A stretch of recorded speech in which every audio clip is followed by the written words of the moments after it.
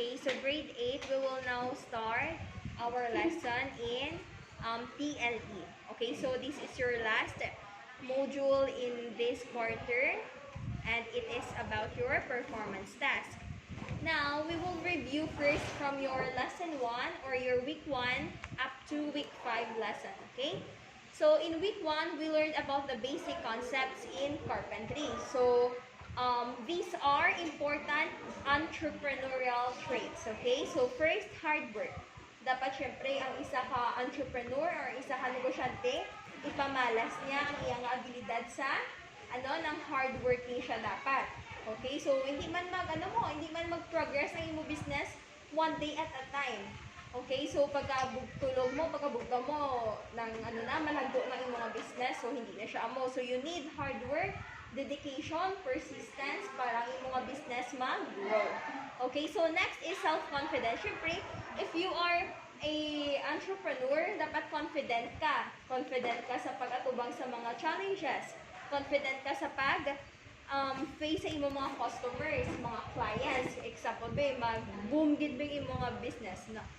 So, dapat mga big bosses na lang imo nga tubangon. So, you need to be confident on how to deal sa mga circumstances, how to deal people around you, okay? Next is future-oriented. As an entrepreneur, wala ka lang gatulok sa subong. Nang subong ako may binta, okay man, ako wala lang nga, no. Dapat tulukon mo man kung ano ang future, kung pila bala ka branches ang imong business ang mapatindog mo sa ulihi, or pila bala ang goal mo nga profit para maka-add ka another menu or maka-add ka tinawo, okay? So next is profit-oriented. So ano ni siya, nang kabalo ka nga ang syempre hindi ka magnegosyo para maperdi mo. So magnegosyo ka kay gusto mo magdaog or maglago ang mga business, okay? Goal-oriented. As an entrepreneur, dapat may arakap, ginapanaw-nanaw. You need to have a bigger picture. Hindi lang nga, mabaligya ako, that's all. No, dapat, kay gusto ko magka-branch sa Japan, sa Taiwan, kung mag-boom akong business. So, I want to help charities. Okay? Dapat may goal ikaw. Next is persistence. Sa mga mag-identity, sure, dapat ng delikado ka sa iyong mga negosyo. Copes with failure. Siyempre, hindi lang ang business, mga langga, hindi lang na siya daoghan, dapat mamangkaranon kung niya ka business ko. No. May mga times ka maperdi ka, may mga times nga ang imo nga ginansya ng lubo pa kasi sa imo nga ging gasto or ging kapital. So, kinahanglan kabalo ka on how to cope with the failure. Kung ano nga mga strategies, ano nga mga ways ang imo kinahanglan nga himuon para makabangon ka sa imo nga negosyo, okay? So, next is response to feedback. Dapat ikaw, as an business owner, kabalo ikaw kung paano mo i-atubangon ng mga feedback.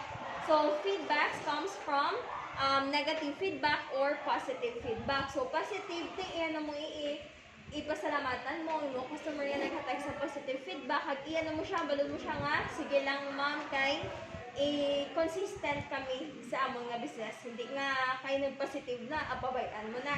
So, kung negative feedback naman, hindi ka magpa-down da yun.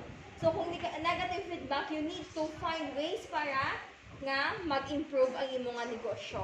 Okay? So, next is, you know how to take initiative, willing to listen, set your own standards. Hindi ka maggaya-gaya po tumaya sa iba. You need to set your own standards. Copes with uncertainty, committed. Siyempre, dapat committed ka sa imo nga ginaubra. Builds on strength, reliable and integrity, and risk taker. Siyempre, amo giniyaba sa negosyante, kaya garisgo ka gidya maputo or hindi maputo, risgohan mo gina siya. Okay? So, those 16 traits of entrepreneur. Okay? Bas in kaso in the future, you will be entrepreneurs. Mga mag-business na kamo sa ulihi. Okay, so next, in week 2, we learned the basic carpentry tools and materials. Okay, also we distinguish or we classify different types of tools according to their uses. So we have measuring tools, cutting tools, boring tools, driving tools. Okay, so ang aton nga electric drill or ang hand drill di na siya nabilong nga tools. Answer? Sa? Measuring? No. Driving? No. Boring tools. Okay, ang aton nga hand drill. Okay? So, boring. Boring lang ga. Boring tools. Okay? How about the push-pull rule? Very good. Measuring tools. Hacksaw. Driving. Hacksaw. Habang ano hacksaw? Lagari. Driving. Cutting. Cutting tools. Cutting tools. Okay. Martillo di bola or ball peen hammer. Driving. Driving tools. Okay? Okay. So, wow. Na-distinguish na ang mga types of tools and kung sa diin sila nga types na belong. Okay? So, also, we learned push-pull rule, claw hammer, cross-cut saw, rip saw, tri-square. So, in tri-square, it is used to measure what? Kaya ang tri-square, amo ni siyang kinanglan yung ginsumong sa inyong performance task. Tri-square. Used to measure angles. Example, blackboard. Okay. Di ni siya lang mga langga ma-measure sa ordinary nga per push-pull rule ha. Kaya push-pull rule is straight, babaw, katunga. Ang tri-square, pwede siya maka-measure edges or angles or mga ga-L, mga ga-T. Okay? So, in our performance task, you will be needing tri-square and I hope mayroon ka mo tri-square sa inyong mga balay. Okay? Hulam lang kung wala, hindi lang magbakal. Okay? Next, we have in week 3. So, in week 3, we learn how to maintain tools and equipment. So, syempre, kung may mga tools kita, hindi lang nga kabalo kita magamit, kabalo kita kung di na sila na belong. Also, kabalo kita kung paano ni sila mapalast longer. Okay? Kay kalaw ay maghalakagi kabakal nang mapukpo ka lang dasang lansang, mabakal pagid hammer kay ang hammer mo isa lang kadlaw guba na kay wala mo ging tipigan. Okay? So, maintaining tools and equipment is very important to make their lives last longer.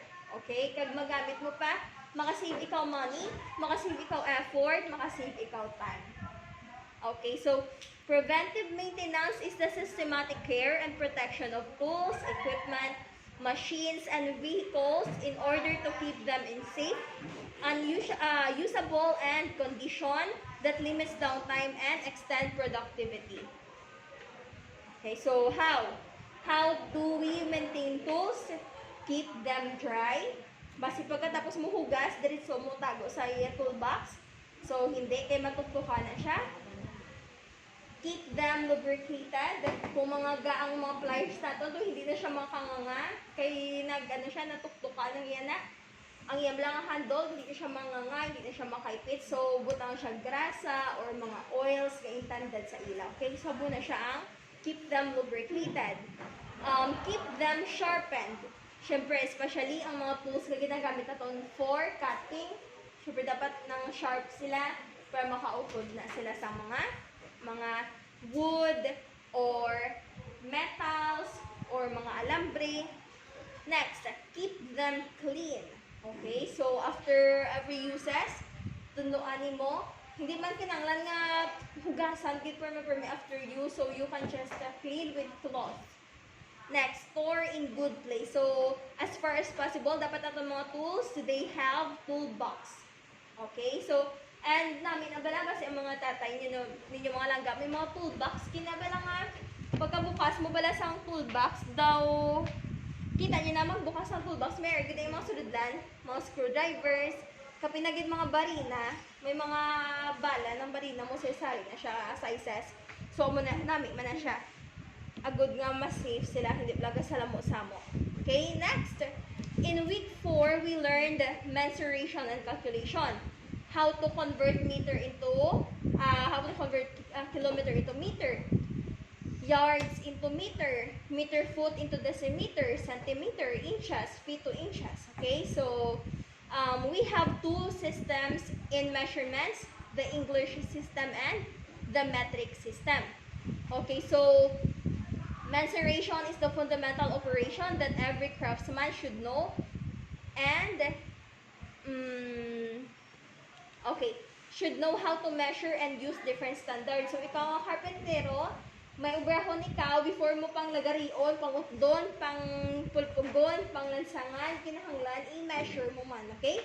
Kaya hindi ka na magsala-sala. Kag wala man sang sa karpentero nga or worker nga nagarikta lang guba sa material or pang tapik nga wala pa gina-measure, okay?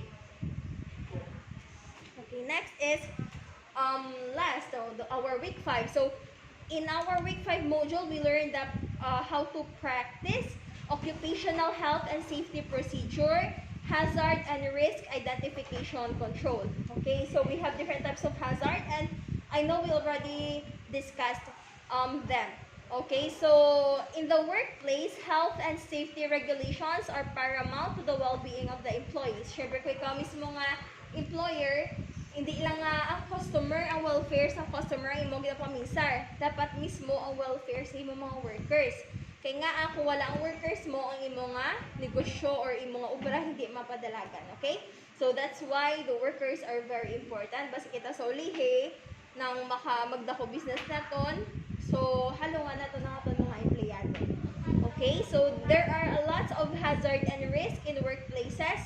Kag paano na to na sila malikawan. So, knowing hazards and risk identification. Okay, so how to deal with accident? Una, hindi ka magpanik. Kay base ang aksidente, una ka papatay sa iya kay man hala ka pisik-pisik ka gano. Or kung may ma-accident ka mga langga, hindi gid yun sila pagpabaguno nga gulpi-gulpi gid. So kabalo dapat may person nga kabalo mag-apply sa first aid kit and call an ambulance or rescue. Call the attention of everybody. Use your firefighting equipment, especially bilang mga sparks, mga sunog. Miyara, nadag sa room, di dyan may tandad, di na dapat nga isa ka balde nga puno balas. Kaya kung sa mga electricity, bilang mga langga, kung may spark, hindi siya recommended nga water. Ang iba siya mo, kaya basi mag-ground, abo na nga may mga balas. Nakita na ka mo sa mga stores or sa mga classrooms, may balas, may balde nga puno balas, kina siya dapat. Okay? Or fire extinguisher. Next, call the office or the fire station. Dealing with emergencies. Stay calm and study the situations. Okay? So, we have different types of hazards. Kag na-discuss naman na siya yun natin. So, hindi na ng t-shirt pag padaluman. Okay? So, in your week 6, natunan na natin from week 1 to 5. And also, na-review ko na sa inyo. So, your week 6 is about performance task. Direction. So, you need to create 2 to 3 sa ginaya, hard copy dito ha, subong niya. Your performance task is about video recording.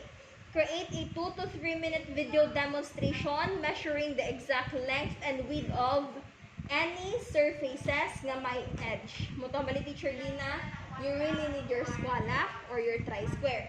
What are flat surfaces? Nga square or may edges.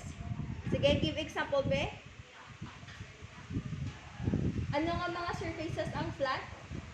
Or may mga edges? Table. Table, very good.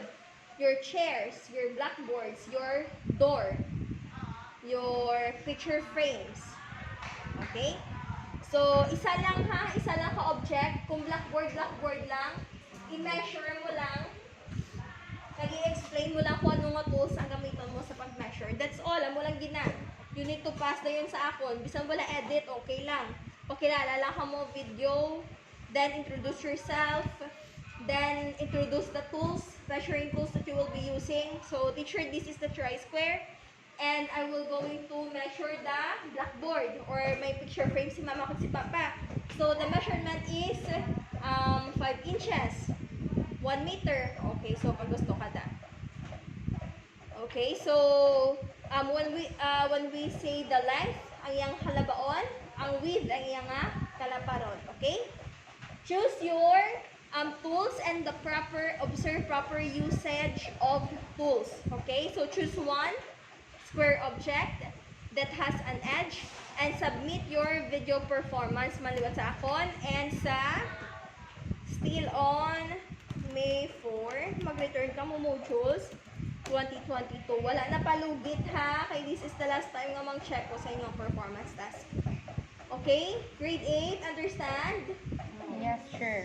Okay, very good. Pasend ko na ni sa teachers nyo.